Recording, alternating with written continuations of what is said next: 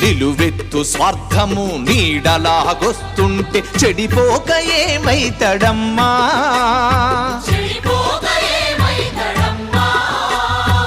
ఆత్మీయ బంధాల ప్రేమ సంబంధాల దిగజారుతున్నడోయమ్మా.